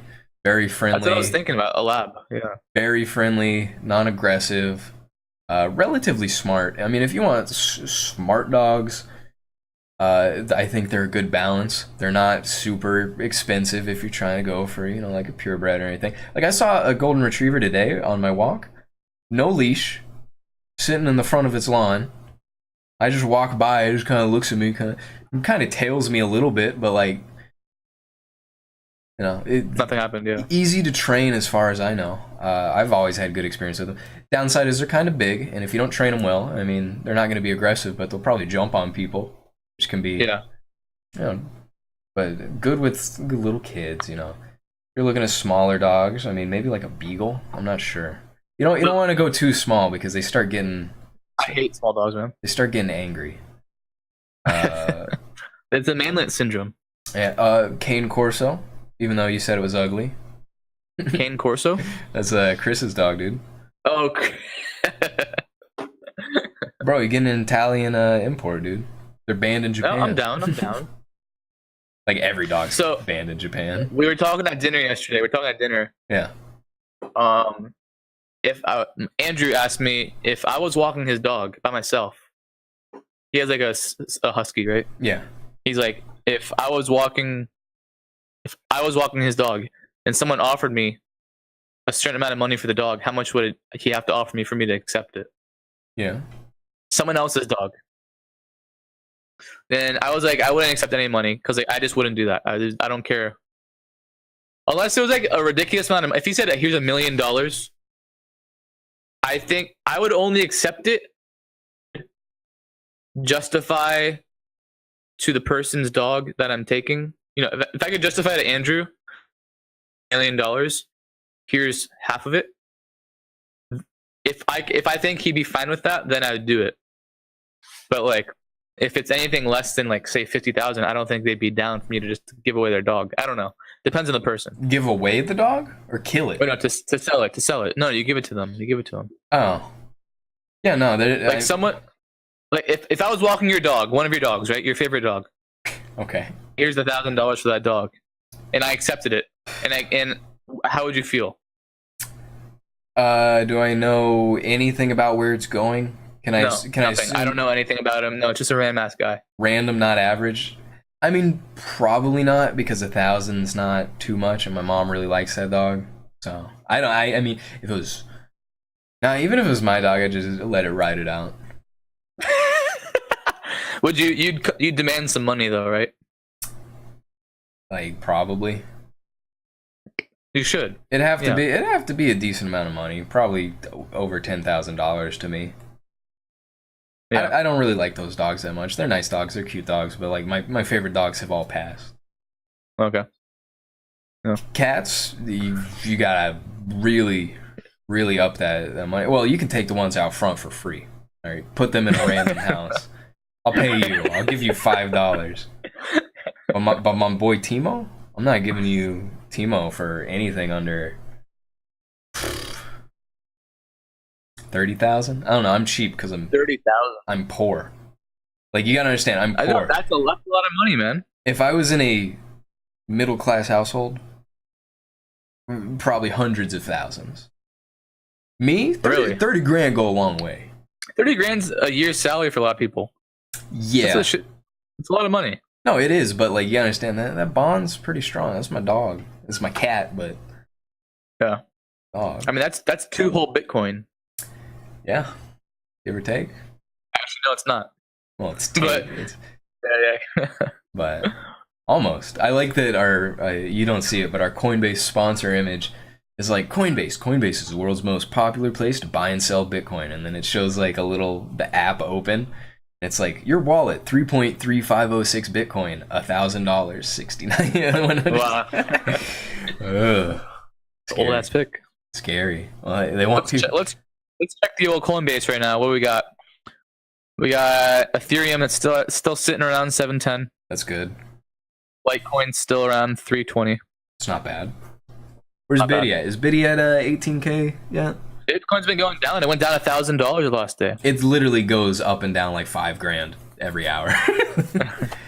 Yeah, so that's 16,800 right now. My some of my friends, they've like just really kind of been getting into it, and they're like, "Yo, you got Bitcoin, right?" And it's like, "Yo, like it just blew up." I'm like, "Yeah, no, it's pretty cool." And then like it got up to like 19,000 or something, and then it dropped to like 12,000 a few days later, and they're like, "Oh, it's crashing! Oh my god!" Like I'm like it jumps a lot, dude. It's volatile. Like I lost my mind when it broke 10K, and then everything after that, I was like, all right, that's par for the course. Because I didn't think it was gonna break 10,000 that soon. Yeah. Because there was a month or two where I was just looking at it and it was at like 3,600. And I'm like, man, 10K is probably farther away than I thought. And then it was like a few weeks later, I'm like, My dad and my brother were in on Bitcoin when it was like 2,000. yeah. And I remember them like always talking about it, and I was like, "Shut up." Yeah. And like it finally hit 3,000, and they were like, "Oh yeah, it hit 3,000," and I was like, "All right, cool." But that was like over summer, and it's already 17,000. Like they're in it sort of early, not like those people that are in it, $100. My entire idea of buying into Bitcoin was that I wanted a stake. In the dystopian future where a Bitcoin is 2 million, I want a stake. All right. Yeah. It's honestly, it's not going to be that much to me unless I buy more, but like that's still a lot. So it's a nice asset to have. It's not hard to get into. It is a bubble. It will crash and we will lose everything. I mean, if you put it like that, I sold just it makes it a lot less fun. Yeah, I sold just enough Bitcoin to buy a rope to hang myself. So worst case scenario, we'll see what we can do. All right, so I'm thinking if Ethereum were to like hit where Bitcoin's at right now, oh, that'd be crazy. Given where I bought it at, I bought it at 450. Yeah, I don't see Ethereum at least for the long term going into like 10,000 plus at all. Like I don't see it that high. I'd like to. I mean, in 2 years, if I told you in 2 years it's gonna be like that, would you say no way? I think I would. I think it has a lot of room to grow, potentially to actually be a legitimate cryptocurrency that people use. But I don't see 10,000 plus in the next 2 years. No, 3. But let's just say, yeah, like it goes to 17,500, like Bitcoin. Yeah, from my $100 investment, that's 3,900. Yeah, that's a lot. It's a lot of money for $100. It's a lot, dude. I bought in at Litecoin at $98, and it has tripled. Yeah. So that's fun. I bought Bitcoin at 4,900, and it has tripled. So yeah. I'm feeling all right about it for now. My goal is to make some money off these. Like the money I have in there, like that's long term. I'm like thinking, sort of long term. It's got to stay in there. And taking some money out as you make it, to invest in other coins, and like if you get in like early coins that are like just starting up, there's lots of stuff that like. Yep. Well, you got to trade those short term. I need to learn more about the market. What's up? You got to trade like all those small ones short term, just because. Yeah. They'll get a spike, and then that's honestly your best bet to just not hold on to them forever. At this point, I think it's safe to say it's kind of unlikely that there's going to be some. I mean, it's still possible. Big players, big businesses could maybe introduce their own kind of thing. Then it's not really. I don't know. Anyways, animals, they're cool. I'd combine them. Yeah. All right, Max's second question was kind of weird. I didn't really understand it, but Yeah, I mean, I understood it. I was just like, okay. okay. Skis, Yeah. a puppy of your choice, and a Santa outfit. Use these to create the comfiest holiday adventure you can think of. I'm not sure. I'm kind of scared of skiing. I don't know if I'd be interested in that. No one said you're skiing. You just have skis. No, I'm saying I'm not going to ski though. So I mean, the only thing I can think of is if you had like a dog-sized Santa outfit. Oh, that'd be cute. And your dog was with you. Yeah, the dog. Oh, I mean, it's a strange question, Max. All right, we're gonna skip that question. Max and James could talk about that question for like upwards of 4 or 5 hours. Yeah, I'm kind of just stumped. I mean, I'd wear a Santa outfit, and that makes any holiday get together more fun immediately. Puppy of your choice. Yeah. I don't know. I like French bulldogs. Yeah. They're pretty cute. Something like that. Okay, I do like bulldogs. They're pretty cute. Yeah. Okay, Steven. What we got? Not including your own. What is the best major? Well, I don't like that it implies that your major is the best. That my major is the best. It might be, but if that question was to anyone else. Well, it's just saying don't pick your own major, you know? Yes. Okay. Math is the best. Let's just get that out of the way. I would say a major. Obviously, I only have 2 majors, econ and math. So I don't have experience outside of that, except for in stats. Yeah. And I hesitate saying this because Allie is this major, but I feel like being a history major would be pretty cool. It's a cool subject. All right, shut it down. At least. Episode 10, Shut it down. Series finale. Also, Anthony's a history major, so that's... Anthony's cool, yeah. Yeah, Anthony's a cool guy. Man.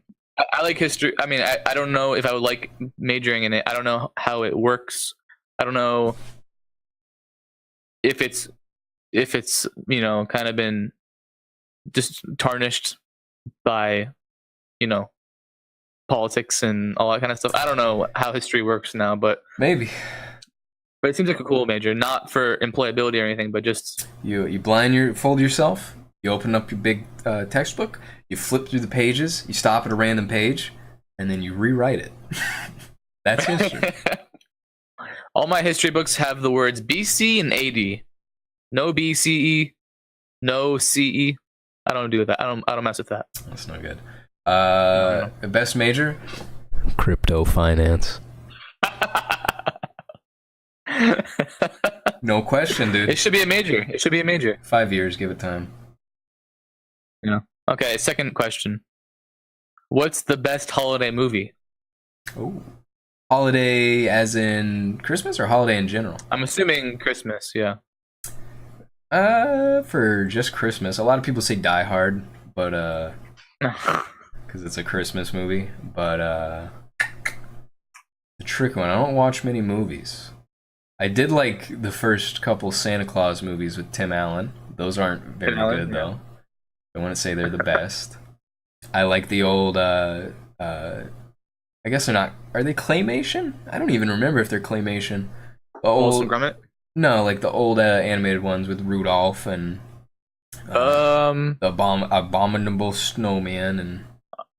Are they clay or are they just like dolls or like? I don't remember what kind of animation is, but those are very good, very comfy. Those are cool. Yeah, I forgot about those. Very well made. They've aged well, surprisingly. Holiday movie. I'm gonna go with It's a Wonderful Life. Bro, you don't like 8 Crazy Nights? What is it? Eight Crazy Nights with Adam Sandler. It's about Chanukah. Oh my god, no, I remember that movie. No, I don't like it. It's a Wonderful Life with my boy who and then he gets to. Yeah. I've watched. It's, if I'm not mistaken, this is the one with what's his name, like Paul Bailey or something. What's the main character's name? I'm not sure. But he learns the importance of Christmas. The true meaning of Christmas. I do really enjoy that as a film. It's a great movie. Yeah. It's extremely comfy. I wish I could remember the name of it. My best holiday film in general, though, 10 Commandments for Passover. Okay. I watch it every year, no lie. What about Independence Day, dude? Independence. I think it's outdone by Armageddon. The Purge. It's a great holiday. Yeah. I'm trying to think. There's probably movies I like, right? Trying to think of them though, and I'm coming up blank. Oh, Halloween movies, right? Are there any Halloween movies? Scary Godmother, classic, made for TV, Cartoon Network. Of course. There's Halloween, the movie Halloween. Yeah, not that good though. We're just talking Christmas. Yeah, It's a Wonderful Life is like a good balance between good movie, good message, and comfy holiday. You know. Yeah, and that's a good one. It's a good one. Our best holiday drink, both alcoholic and non-alcoholic. So we're a dry podcast. We don't talk about alcohol. Yeah, teetotalers. Okay. Yeah. So what's the best non-alcoholic drink? It's obvious eggnog, but I like non-alcoholic eggnog, but I'm trying to think if there's any other like for like Christmas, Thanksgiving, that kind of season. Apple cider is not bad. It's true. I'd say apple cider's pretty good. 4th of July, you get like a lemonade or something. Lemonade's always a classic. New Year's champagne. Oh well, that's alcoholic. Yeah. Oh. Yeah. It's probably just eggnog, right? Eggnog's so good. I love eggnog. What festive drinks are there? Like Vietnamese, blood soda. Probably much more alcoholic drinks that we don't know of, but oh yeah. Bro, you know Max ran a mile under the effect of a bunch of eggnog or something. He drinks a quart of it, right? And then he runs a mile? I think so, and he has like an incredible time. Compared to like everyone else. You're going to have to watch their podcast. Oh, they did it? On the podcast? No, he's done it before. They didn't do it on the podcast. Oh, okay. They do it all the time. Apparently he does it better than James, because like if because he probably trains it. That's dude, he exclusively trains the eggnog mile. Dude, he probably, like, if they were to ask him to run a normal mile, he'd probably already be under the influence of like a quart of eggnog. Yeah. Iron stomach, dude. So that's it from Steven. We have from Chris, right? Yes. My boy Chris asked a few questions. Last week, he was a little late to get his question, but he wanted to know our favorite cars. So we'll say, I'll push that one to the back. He wanted to know our thoughts on Lil Uzi Vert. Favorite song, thoughts on him just in general. I think it's pretty safe to say we're a pro Uzi podcast, right? I think so, yeah. Yeah. I would assume. So the thing about Lil Uzi Vert, he's a very interesting person. I would say so, yeah. I like his style. I think I have a goofy picture of him over here. Yeah, this is the one that always went around and was like, why does he look like that? In his girl's clothes? Yeah, pretty much. But it's got some catchy tunes. I had not listened to much of his music. Because obviously, favorite song answer for most people is going to be EXO Tour Life or whatever, because it's push me to the edge. All my friends are dead. It's catchy. Push me to the edge, yeah. Push me to the edge, yeah. As a rapper, he does have good flow. That was one of Chris's reasons for liking Lil Uzi Vert, is that he's got good flow. I like him. I just like that he's original for the most part. I will be frank. I don't like him. Ooh. But relative to rap, I guess I say I like him. I don't know. Like I don't listen to rap much. I mean, he's fun. I don't know. I haven't really listened to anything this year. I'd say I like Lil Uzi Vert more than Lil Yachty. I don't know. Lil Yachty had that good ass Target commercial, man. That Target commercial with Carly Rae Jepsen. Good ass commercial. Okay. I was playing that days afterwards. I mean, here's the thing: is like, even though I'm not big on any of these people, I like them more than Kodak. I probably like him more than Triple X Tentacion, even though I liked my boy for a little bit. I like Bad Baby much more than Bad Baby. I really wish we could stop supporting Bad Baby as a rapper. She is not very good. She has like a catchy hook in like one song, but let's not encourage her. We're enabling her. Has she made any more songs after those two? Probably. I don't know. I don't care. Yeah. But I like him more than Cardi B. Oh yeah, I like him more than Cardi B. I like I like Lil Uzi more than 21 Savage by a large margin. So I mean, like, the thing is I haven't been big on all the up and coming stars in hip hop recently, but Lil Uzi's definitely near the top of the list. It's up there with Kodak. Yeah. Kodak's fun. Lil Yachty's fun. There's probably a tie between Lil Yachty and Lil Uzi Vert. My first introduction to Lil Uzi Vert was on the track with Migos, Bad and Bougie, where he just goes, yeah. And I thought that was really funny. And then he goes, now she want to fuck with my crew. And I'm like, oh, that's good. I liked it. I liked that he was like, just looked really stupid in that video. He's got really unique, kind of fun music videos too, so that's good. Any other thoughts, Mazin? Yeah. I can't say I have any. No. It's a shame. He also asked our thoughts on global warming. Oh yeah. We can take a brief minute to talk about this. We're anti-global warming. It's not real. There's no science behind it. Yep. So that's that. That's our thoughts. No. I mean, is he doesn't think it's real? Yeah. Which, I mean, it's sad that we've kind of demonized anyone who doesn't automatically just kind of hop on board with it, because the thing is it's hard to tell on such a grand scale. We've obviously seen human impact on like recent like with emissions and everything. We've seen some spikes that are like, well, this wouldn't happen naturally, and then it's like it's just there's so many models for everything, and the fact that we just take one and we kind of went by that, you know, an inconvenient truth said we'd be all dead by now, which, you know, maybe that helped curb everything and now we're back on track. I think there's just a lot we can't predict. I don't like extrapolation, and I don't like everyone. The thing is we should believe, everyone should believe in it anyways, just to kind of like curb any negative consequences, you know, to be safe, we should do everything we can to be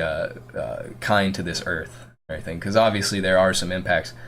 There's also the chance that a large amount of this is just, you know, natural, cosmic nonsense, you know, astrology.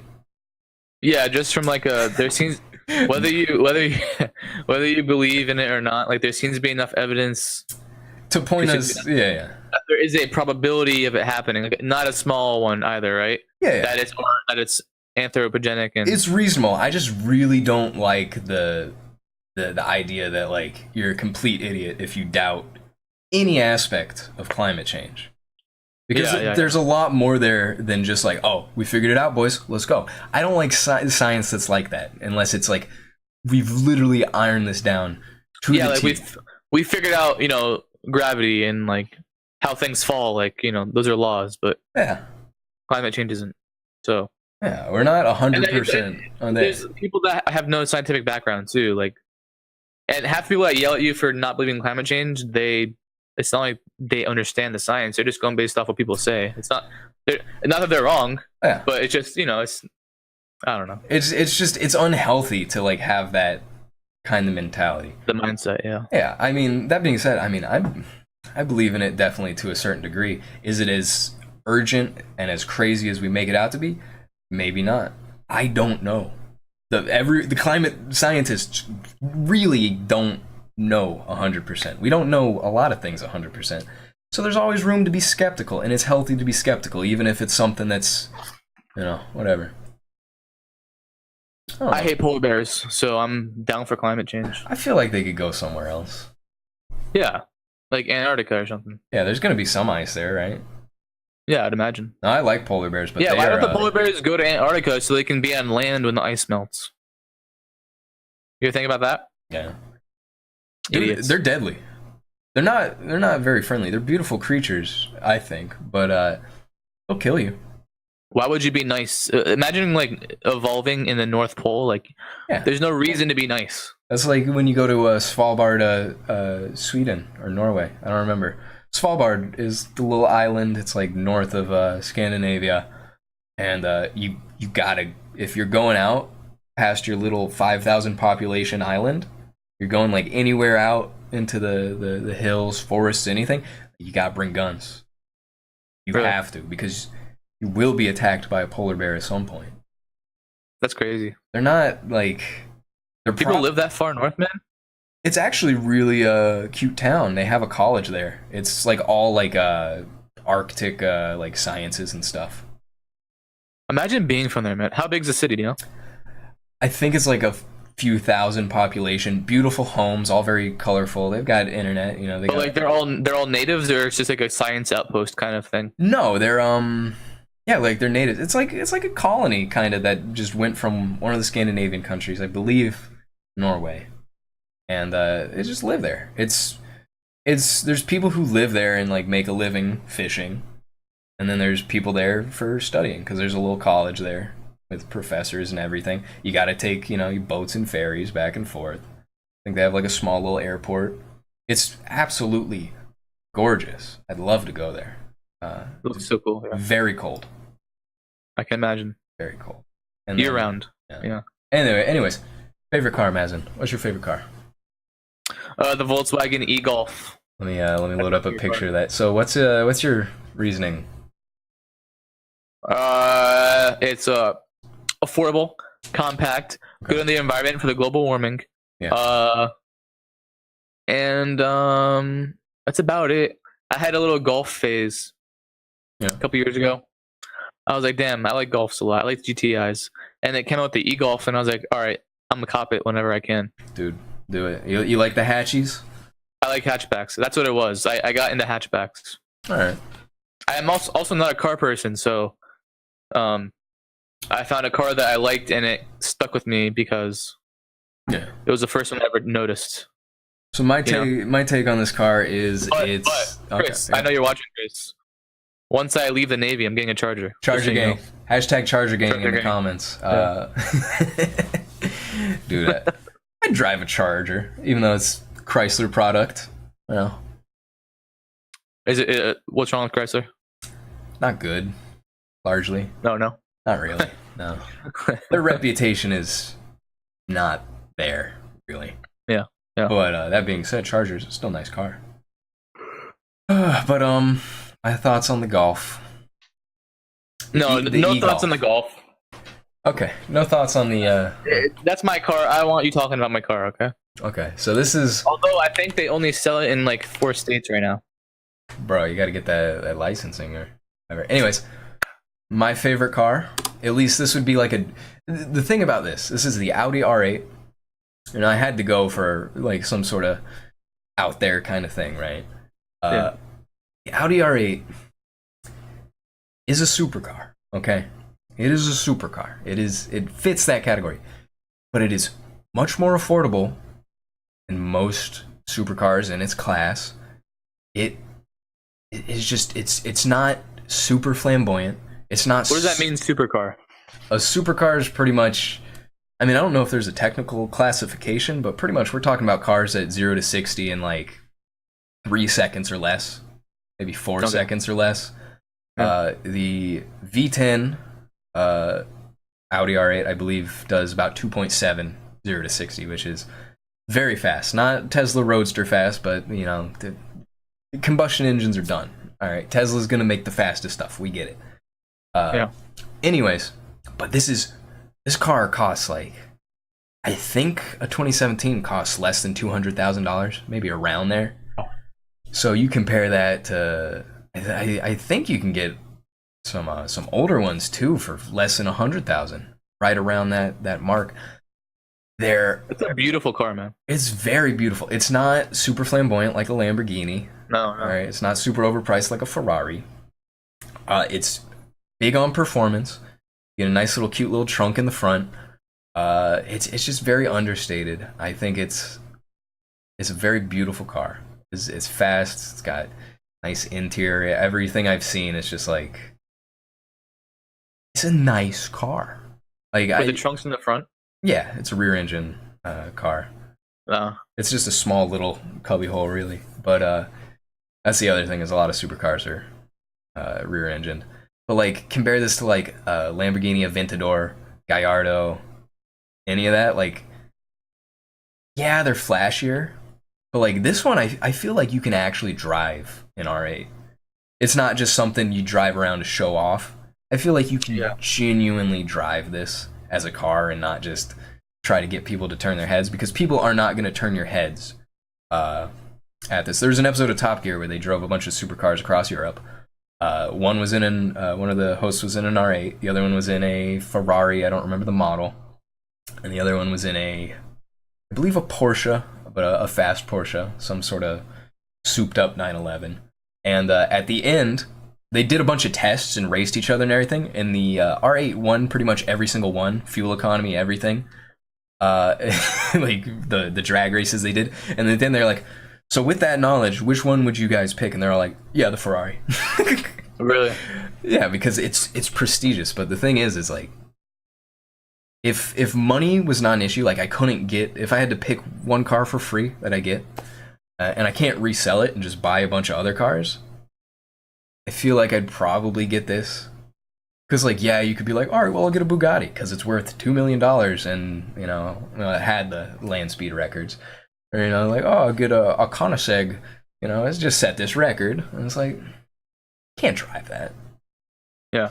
You can't drive that. I mean, I guess you could if you really just want to flex, but... Yeah, if you can't sell it, then get a car that's expensive that you like, but also not... that you can actually use, obviously. This is a very classy, sporty car. And it's kind of like a BMW like i8, which I believe those are electric, or at least hybrid. I'm not sure. But, it's... That's a nice car, too, man. Yeah, it's not over the top, though. And that's the thing, is like... There's a lot of Lamborghinis I like. This is a runner-up. Everyone knows about the Countach. Countach is just wacky. It's so out there that it becomes cool, alright? This thing's not fast, alright? This was made in like late 70s, early 80s, all the way into the early 90s. None of them are that fast. They're all supercars, but like, they're not that fast. They're probably like... Well, I guess it's kind of fucking scummy to say like 4.5 seconds, 0 to 60 is not fast. It's fast. These are fast cars, but like, you can't actually look out the rear window. The way you back up a Countach is you actually have to open up the door, and then assuming it's a manual, you gotta like wiggle it around and put it in gear and this and that and reverse, and like you have to lean out. Like, this is a car you just drive to show off, but it's a beautiful body shape and it's unique, and I like that. The R8's not that unique looking, but like, it's a good balance. It's a balanced car. If you're balling, that is. Yeah. If you're balling, it's a good choice. Other good choices are like Porsches. So what's that car you're talking about buying, though? Before I show you that one, which I'm going to lose my mind over, this is the one I found out about recently. This is a Lamborghini Espada. I believe that's Spanish for, it's something for, or Italian for sword. And it looks like a station wagon. This is made in the 70s. Yeah, it does. That's trash. No, I love this car. This is beautiful looking. It's got like a lot of leather on the interior, a lot of wood. V12 engine right there in the front. Doesn't go very fast, but like, this is such a unique car. This would be once we're making like electric motors that can do 0 to 60 in like 0.3 seconds, you take out the V12, you find some way to fit that electric one in there, and you just zip around in this. Beautiful. Anyways, I'm looking at purchasing a car. This is a car that I found on Craigslist. Not the exact one. It's same options, same like little air intakes on the side and everything. This is a 1988 Toyota MR2. Now the MR2 ran from I believe 85 to 2007, and this is a Mark I, first generation. Stock wheels, everything. They came stock, supercharged from the factory. All right, so you're looking. It's not that beefy. I think it produces with the supercharged maybe like 150 horsepower, which is nothing. But 0 to 60 in roughly about 6.5 seconds, which is sports car fast. Not supercar fast, but like that's significantly fast. It's faster than a lot of Miatas, which is the go-to roadster. That's about as fast as like a 350Z probably. The car, first off, the Japanese don't design flamboyant cars, at least not anymore. They don't do they really don't do anything flashy anymore. Even the original like accurate NSX is not that flashy. Just kind of looks like a Dodge Viper. It's just every car nowadays is all round. There's no straight edges anywhere. And that's something that Lamborghini's always done. They're like, let's get some straight edges in there. And it's nice. Because everyone's driving some sort of bubbly SUV. Some sort of rounded off nonsense. This thing's got the pop-up headlights. It's fast. Oh, is it? It's got pop-up headlights. It's halogen. Aren't those legal now? No. You don't... new car manufacturers, or new cars, they don't put those in anymore, like, at all, right? I don't think they do it anymore. I don't know if the reasoning's a legal thing or if it's because, like, they just don't do them. Yeah. They look cool. That's... no one... I think Mike told me once that it's illegal to do it. I don't know. No, it's... you can still have cars with pop-up headlights. There's so many Miatas around that have pop-up headlights. Yeah. A lot of cars in the 90s did. And, everything about this car is absolutely gorgeous. The one I'm looking at has, I think, about 110,000 miles on it, which is nothing. Yeah, that's crazy. The engine's not in the front, by the way. It's right there behind the seats. It's not a rear-engined car. It's a mid-engined car. So it's right behind the seat. I think you get a little trunk in the back, and I think you might get a little space in the front, but I think the front's mainly just for a spare tire under the hood. Good fuel economy. Even with the supercharger, you're always pretty much above 20 miles per gallon. I think really? On highways you can hit into the 30s. Really? Yeah. It's apparently loud. Yeah, because the engine's right under you. Yeah. The fact that it has a little light on the dash that just says supercharger, and when it's actually kicking in, the light little blinks. It's just this is history. This is something that's been lost in time, because people weren't even really making cars that looked like this anyways, And it's just, assuming the one I go and check out, which I'm hoping it's in good condition, it's on a nice big driveway in between Miami and Fort Lauderdale. I'm not gonna give out this guy's location. Nice big driveway. I think the guy, it's a nice home, nice neighborhood. But it's gorgeous. How much does he want? He is asking $3,500, which ideally be able to talk him down a little bit. But if it's actually in pristine condition, he said he just had some timing belts replaced, some pumps, some seals. If it's actually in good condition, take it to a mechanic, get it inspected or something. I honestly would have no qualms spending $3,500 on it. I just hope he's not watching this podcast. I don't want him to know that I spent $3,500.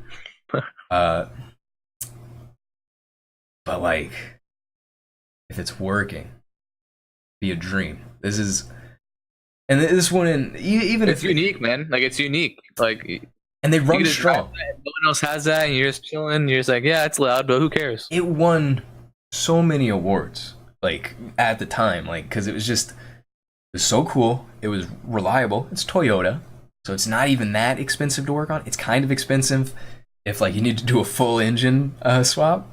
But like everything else is like, I mean, you're always gonna get gouged on car parts unless you can walk down the street and pick up some Chevy parts or whatever. But like as far as maintenance go, it's not super crazy, and it would just be really fun. And it's great. I've looked at so many videos of people just revving them. Everyone says it's like one of the most fun cars ever. It's like a go-kart. It's like a Miata kind of. Yeah. And there's so many videos of people spinning out because it's dangerous and I'll die. But like I don't want to pass up this opportunity if it's in good condition and looking good, The one I'm looking at's black. but same options. Oh, okay. The skirts on the side, the little thing on the intake on the side is stock. It's not a modification. Really? Yeah, this is a stock car, I believe, except for maybe on the back near the exhaust. That might be a custom exhaust and might have done some stuff there, but the intakes on the side, stock. Supercharged, stock. It's like Toyota made like 2 supercharged engines, like ever. It was like the one they put in this car and like one they made in like for a car only in Japan. They might have put some in some Supras, I'm not sure. But the skirts are stock. It's I'm crazy. happy you finally found a car that you're willing to actually look at in person. Yeah, no, it's just because it's not necessarily that rare. I think there's a few thousand of this year in the United States. But That's rare. yeah, it's kind of rare. And if it doesn't have a lot of rust, because with a car that's almost 30 years old, there's bound to be a little bit of rust somewhere at the very least. But you know, people, it's a good price, so I'm skeptical. But I feel like this guy, he might work on cars a lot. He might have had this thing from day one. If you can find a nice old Japanese sports car that's been owned from day one, it's probably in good shape, and that's just be a dream. Something like a Nissan 300ZX, which I've looked at, but nothing to get me to bite enough. This was the perfect price range. I mean, I could get a newer MR2, but they don't look nearly as cool as this. They're about the same as reliability, and you know, they're probably a little pricier, but like I love all the straight edges on this. It's not too powerful. I don't really want a fast car. I want a unique car. I want something that's balanced, but you know, it doesn't. This thing tears. Did you talk to him already? Yeah, called him today. And when are you going to see him? Setting something up for, I believe, Friday. I'll have more. Friday. I'll have more details tomorrow, but I mean, we'll see. It's tricky because my license test is next week, so could just sit in my driveway for a little bit uninsured before I transfer the title over. But I mean, there's so many variables. I don't think everything is going to go seamlessly. I can dream, but ideally, this guy just wants to get rid of it because he has too many cars or something. Hopefully he's had it for a while. Hopefully it doesn't need anything major. Hopefully, you know, there's not a lot of rust. This would be crazy. And this wouldn't be my only car. I'd have a backup, obviously. And I'd like something that's my own. And, you know, it's scary spending that much money, even though if everything's in working order, it's a good deal. So I'm excited though. It's cool. Scared? It all depends on how it looks when you go in to see it. The pictures I saw were good. I didn't see any super noticeable rust on the outside, so it's not completely beaten. It could be rust on the undercarriage, anywhere under the car. That's something you got to check for. But these cars, the engine's in good shape. They're notoriously like not bad. I don't think anyone who's ever owned one has said anything bad about it. So. Yeah, it's cool. Crazy. It has the 80s retro vibe, which is in now. Oh yeah. It's not even completely about aesthetics. It's a decent price point. If I could run this for, it's got 110,000 miles. If I could run it for 50,000 more, I'd be elated. You know. I'm not planning on cross country road trips with it, but you should. Should, yeah. Yeah, have several. Chances are I will spin out in this and I will wreck it, but you know, you got to do some reckless dumb shit when you're young, right? Yeah, you're getting kind of old. You got to hurry up and do it. Yeah, before I settle down, all my kids. And your Bitcoin. And anyways, this is my favorite realistic car. Other options include Celicas, Toyota Celicas I really like, which are not fast. This is a 0 to 60 in 6.5. The Celicas I'm looking at 0 to 60 in like 12, maybe. It's a slow car. And this is rear wheel drive, which Toyota doesn't really make rear wheel drive cars anymore. Yeah. So. I mean, I just hope you don't spin out, bro. I hope you don't spin out. I will spin out. People say that's like the one thing you got to be careful for is that you will get some sudden oversteer and just kind of lose it. But that's maybe if you're being reckless. Yeah. Maybe. I don't know. We'll see. I'm hyped on it though. We'll see. It's cool. Is that all the questions we have? I think so. Yeah. Man. Woo! Feels good.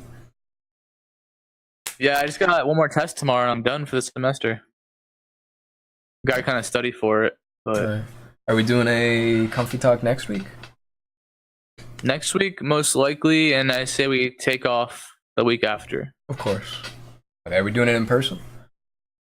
Next week? Yeah, most likely. I would assume so. Okay. We'll see who we can get. I mean, that sounds Maybe great. Yusuf, you never know. No. Probably not. Probably not. All right. Pack it up. Episode 10.